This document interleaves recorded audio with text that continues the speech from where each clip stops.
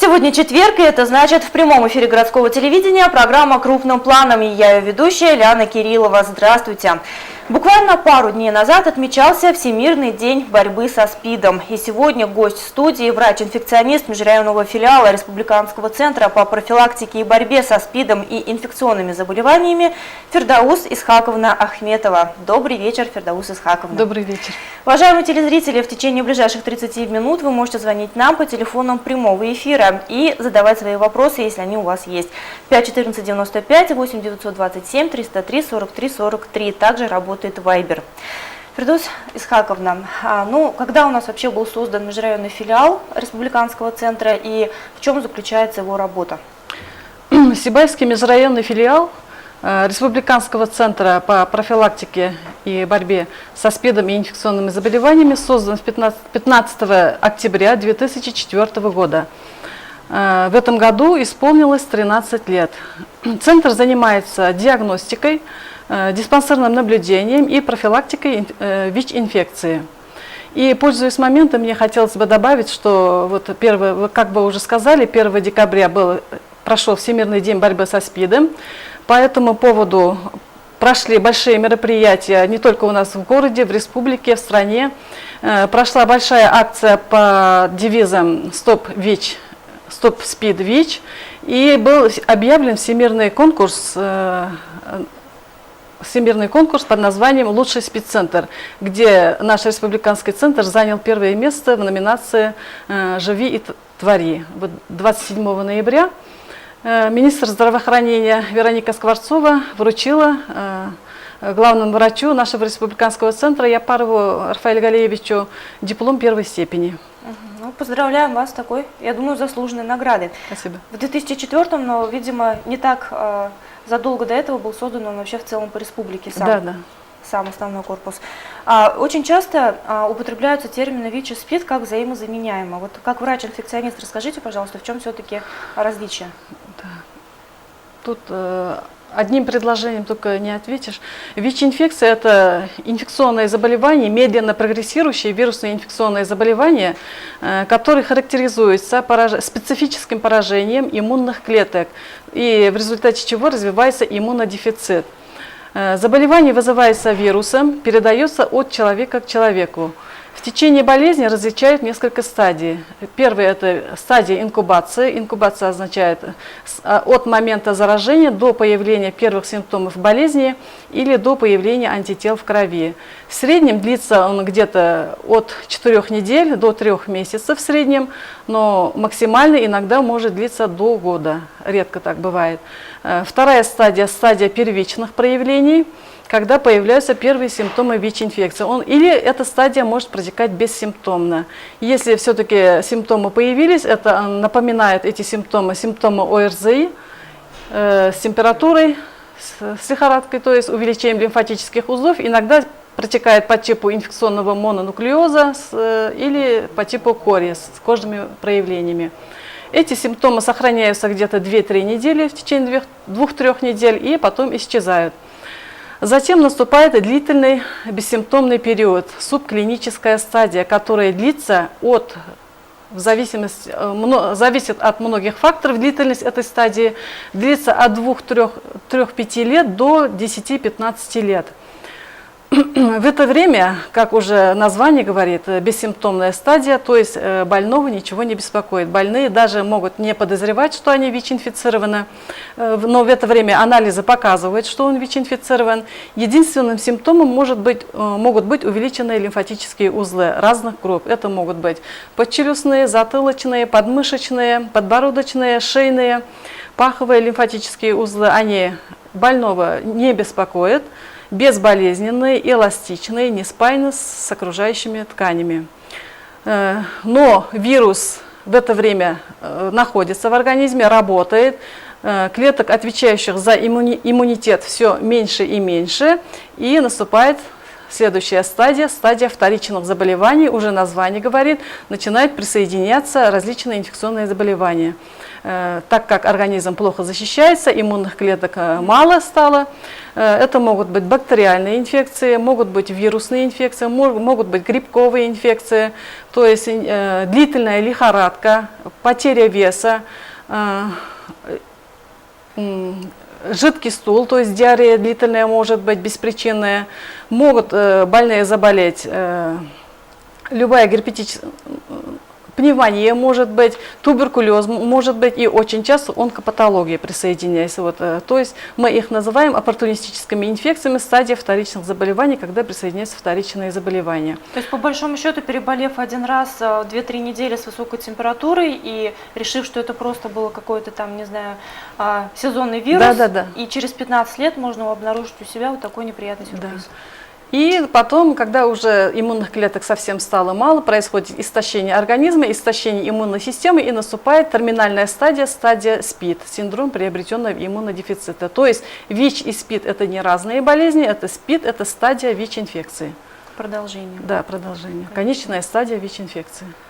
Угу. Ну давайте, наверное, сразу, раз уж у нас вопрос зашел, как определить это? Только вот анализы можно сдавать, да? То есть каждый год проходить специальные исследования? С помощью анализов, только анализ крови показывает, ВИЧ-инфицированы или не ВИЧ-инфицированы. Просто вот у нас некоторые врачи, некоторые граждане, они до победного не ходят в больницу, пока вот у них совсем уже не прижмет, что все, там либо уже умрешь, да, либо все-таки обратишься к врачу.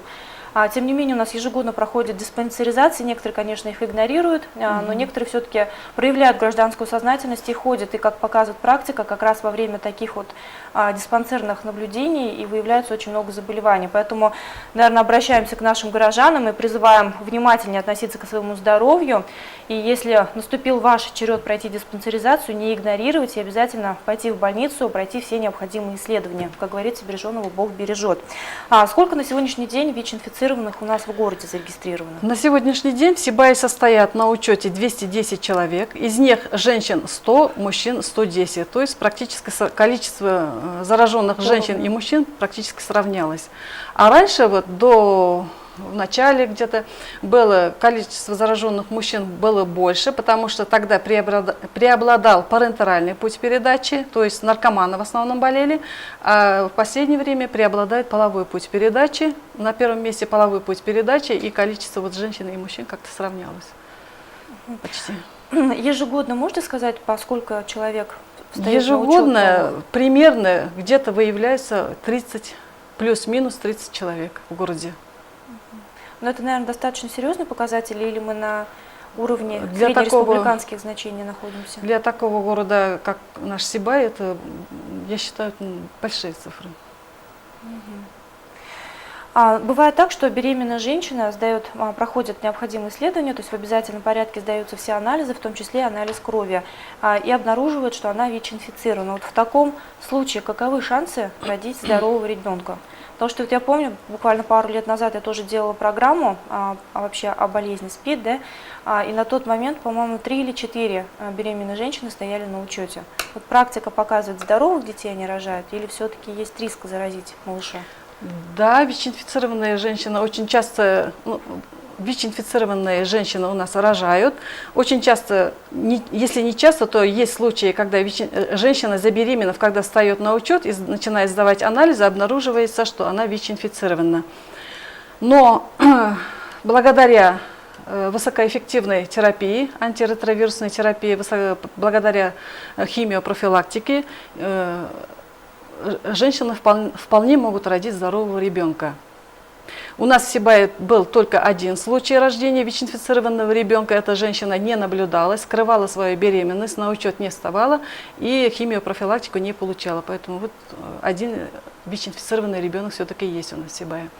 А так в Сибае детей, рожденных от ВИЧ-инфицированных женщин, 45 за весь период наблюдения. 45 женщин родили ВИЧ-инфицированные. В этом году 3 детей родились от ВИЧ-инфицированных женщин.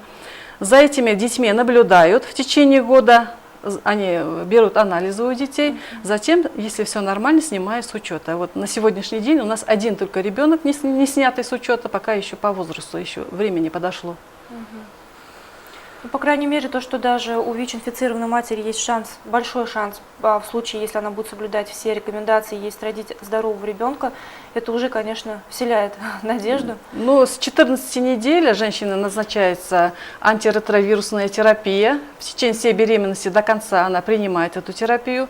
Во время родов проводится химиопрофилактика, и после рождения ребенка в течение 6 недель тоже проводится химиопрофилактика. Если химиопрофилактику не проводить, вероятность родить зараженного ребенка составляет где-то 20-45%, а если проводить профилактику, то 1-2% составляет. Большое спасибо за ответ. Как вот вы уже сказали о двух путях передачи ВИЧ-инфекции, да, это парентеральный и половой. Это вот только два пути или еще как-то можно заразиться? Есть 3 пути заражения ВИЧ-инфекции. Это основные 3 пути заражения. Половой мы уже говорили, парентеральный тоже говорили. В основном парентеральный это когда через кровь, через шприцы заражаются. И 3-й путь вертикальный, когда вот ВИЧ-инфицированная женщина передает своему ребенку. Или во время беременности, или во время родов, или после рождения ребенка через грудное молоко может заразить тоже. А какими путями не передается ВИЧ, все-таки давайте уточним, потому что кто-то, допустим, если узнает, да, что у человека положительный ВИЧ-статус, то есть там боится и за руку здороваться, там и дышать одним воздухом, находиться в одном помещении, вот все-таки развейте эти мифы, что опасно, что нет.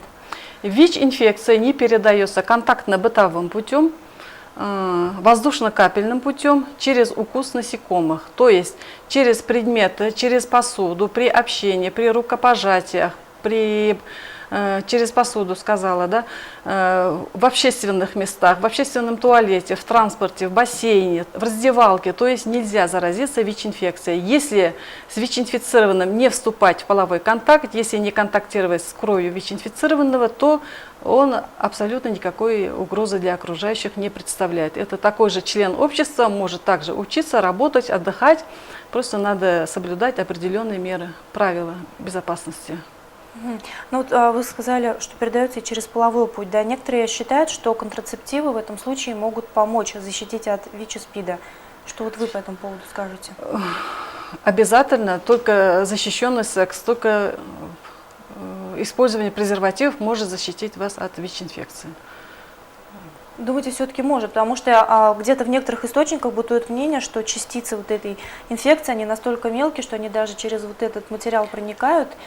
Это зависит от многих факторов еще, от иммунитета человека, зависит от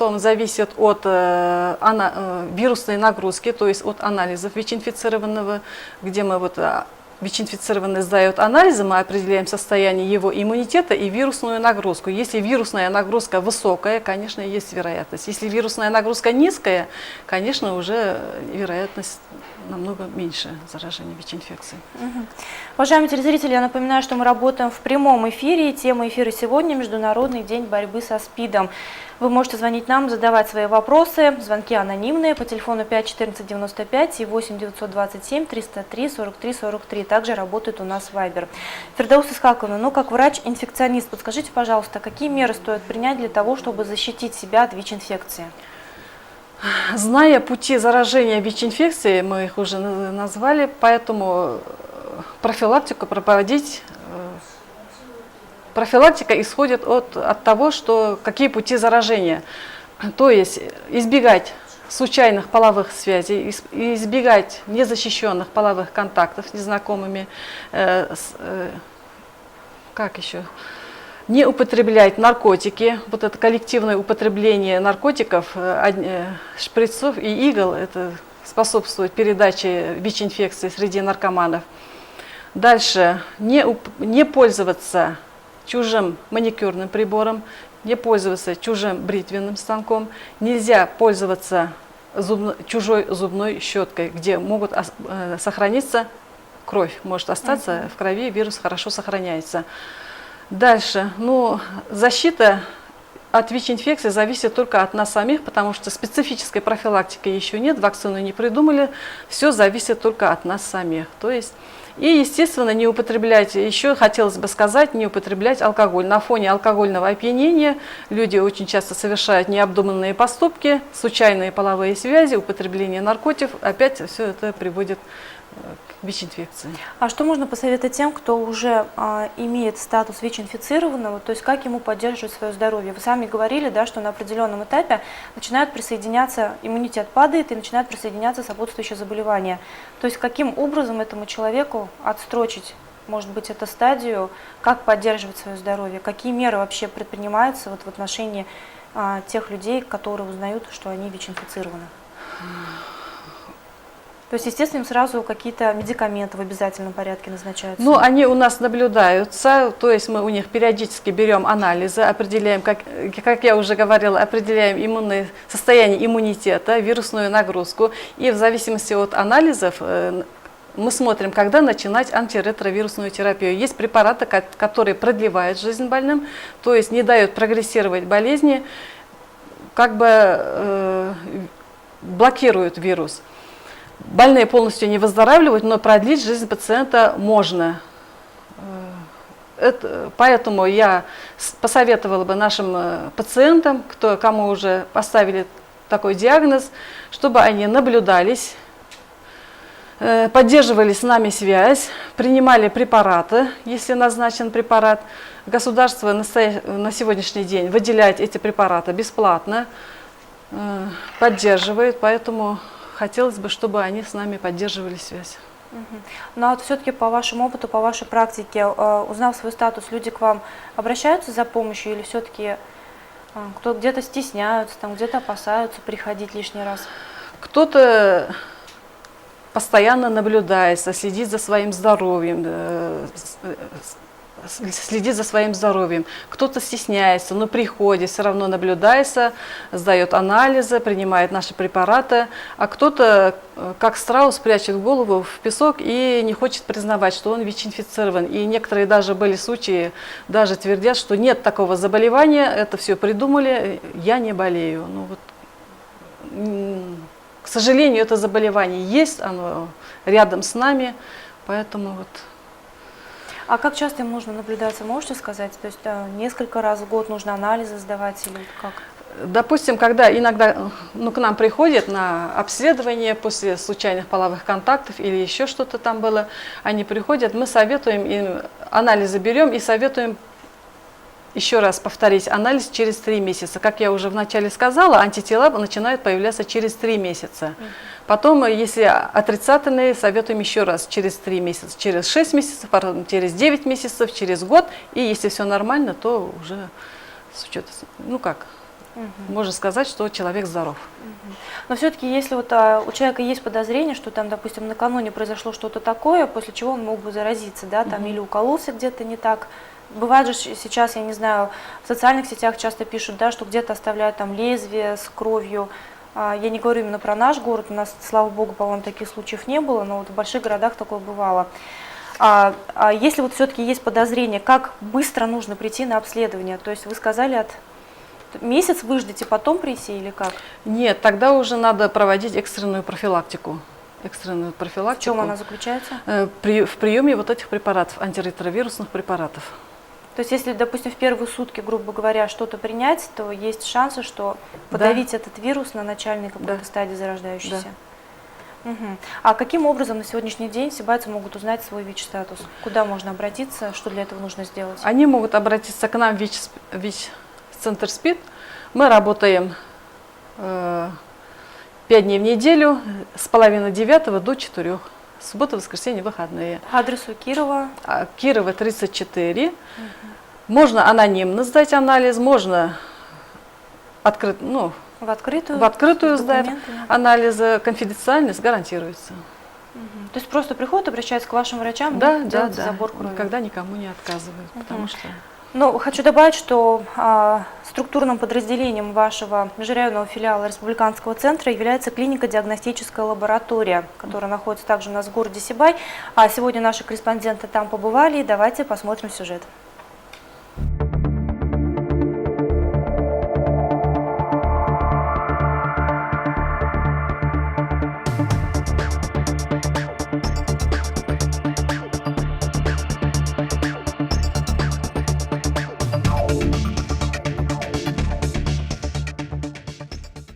Тибайская клинико-диагностическая лаборатория была организована в 1989 году на базе городской больницы с целью диагностики города и близлежащих районов Зауралья. Однако в связи с ростом заболеваемости ВИЧ-инфекции с 2004 года она стала относиться к структурному подразделению межрайонного филиала Республиканского центра по профилактике и борьбе со СПИДом и инфекционными заболеваниями. К ней прикреплены Баймакский, Зилаирский и Хайбулинский районы. Штат лаборатории не очень большой, но имеет хорошую квалификацию. В лаборатории у нас работает 2 медицинского лабораторного техника и заведующая лабораторией. В лаборатории мы определяем скрининговые исследования ВИЧ, то есть мы определяем антиген P24 и антитела к ВИЧ-1, к ВИЧ-2. Лаборатория имеет лицензию на 3-4 группу патогенности. В день в лаборатории нагрузка большая, поэтому где-то мы исследуем около 1000 человек со всех районов нашего Башкирского Зауралья. При положительном результате мы отправляем на подтверждение сыворотки в город Уфу, в референс-лабораторию, на расширенное дообследование и на иммуноблотинг. Затем, после всех вот этих широких обследований, углубленных, человека ставят на учет. ВИЧ-инфицированных мы, кроме этого, бесплатно обследуем на все оппортунистические инфекции, определяем иммунный статус. В результате наших анализов они получают адекватную терапию. Определяем, кроме этого, вирусную нагрузку у пациентов. Клинико-диагностическая лаборатория оснащена современным оборудованием, которое позволяет проводить быструю и качественную диагностику по общепринятым стандартам.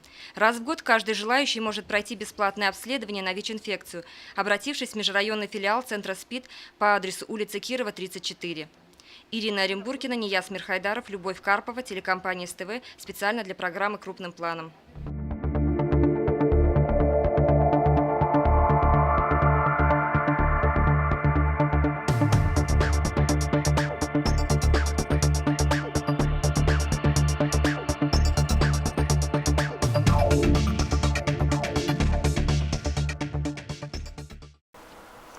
Только что мы посмотрели сюжет о работе клинико-диагностической лаборатории, которая работает при межрайонном филиале Республиканского центра по борьбе со СПИДом и инфекционными заболеваниями.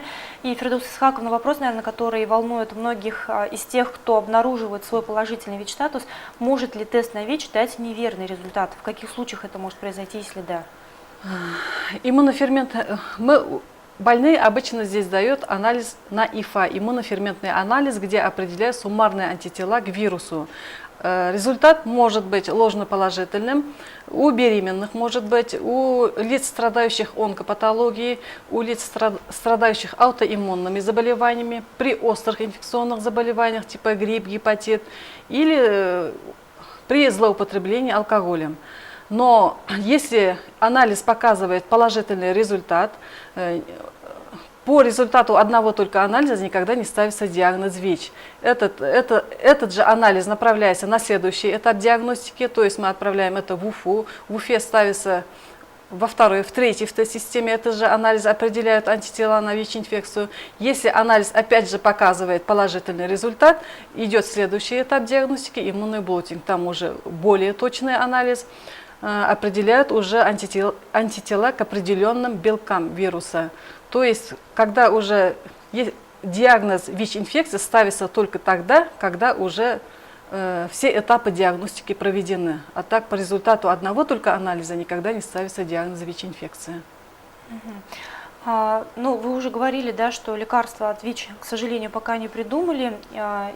И все-таки вот косвенно уже, конечно, говорили, да, что человек, если соблюдать будет здоровый образ жизни, может долго прожить. Какая-то средняя продолжительность жизни есть вот с момента, когда ты узнал свой ВИЧ-статус, сколько тебе осталось? Или можно всю жизнь прожить и Нет, не умереть с этим статусом? Так как страдает иммунная система человека, продолжительность жизни ВИЧ-инфицированного зависит, конечно, от многих факторов. Это, во-первых, от иммунитета человека, во-вторых, какой образ жизни он ведет.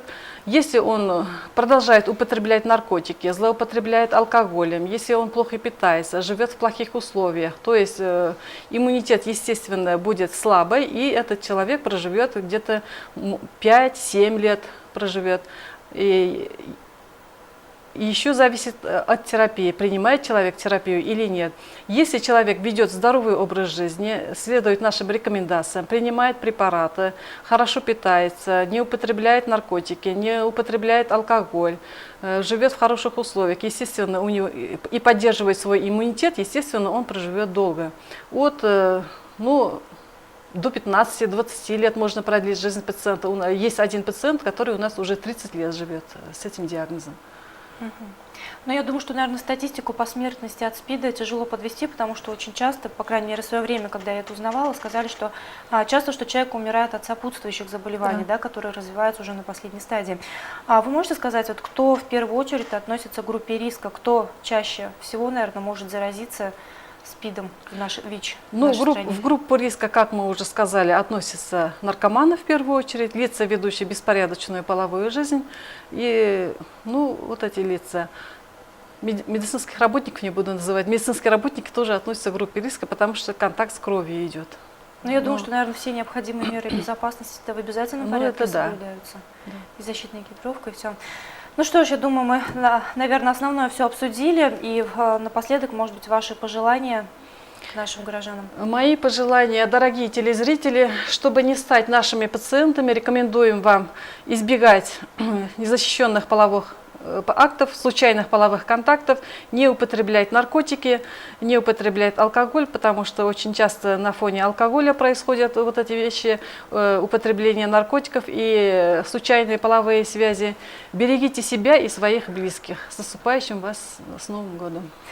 Большое спасибо за познавательную беседу. Ну а мы с вами, дорогие телезрители, увидимся в следующий четверг. И хочу напомнить, что мы работаем сейчас в прямом эфире. Если вы хотите услышать или увидеть у нас в гостях определенного собеседника, то звоните, мы обязательно на это отреагируем. На сегодня все. Всего доброго и до новых встреч.